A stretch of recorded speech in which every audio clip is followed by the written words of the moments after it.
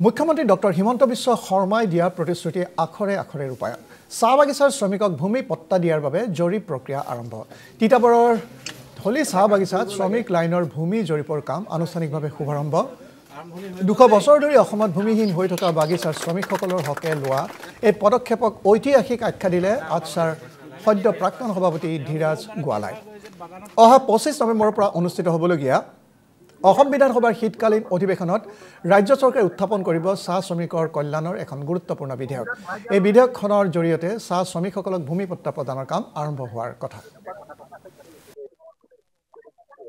ভূমি পট্টাটো আটছাৰ দাবী চাহ জনগোষ্ঠীৰ যিমান সংগঠন সকলোৰে এটা মুখ্য দাবীৰ ভিতৰত আছিলে আৰু 200টা বছৰ আচলতে এইসকল মানুহ অসমত ভূমিহীন হৈ থাকিল এইখন চাহ বাগিচাত ধলি চাহ বাগিচাত আজি জৰীপ আৰম্ভ কৰিছে তিতাবৰ ৰাজহ চক্ৰৰ চক্ৰ বিষয়া প্ৰীতম কুমাৰ দাসৰ নেতৃত্বত ইতিমধ্যে ৰাজহ চক্ৰৰ বিষয়াসকলে ইয়াত আহিছে জৰীপ আৰম্ভ কৰিছে আৰু ইতিমধ্যে অসমৰ মাননীয় মুখ্যমন্ত্ৰী ডক্টৰ হিমন্ত বিশ্ব শৰ্মা ডাঙৰীয়াও খুব স্পষ্টভাৱে কৈছে যে চাহ শ্ৰমিকক ভূমি পট্টা দিয়া হ'ব আজি কেইটামান দিনৰ আগতে অসমৰ চাহ জনগোষ্ঠীৰ কেইবাটাও সংগঠনৰ সৈতে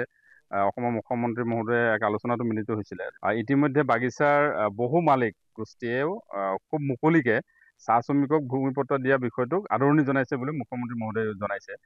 যিটো কাৰণে আমি ভাবিছো যে এইটো সঁচাকৈ এটা ঐতিহাসিক মানে দিন আজি ধলি চাহ বাগিচাৰ শ্ৰমিকসকলৰ কাৰণে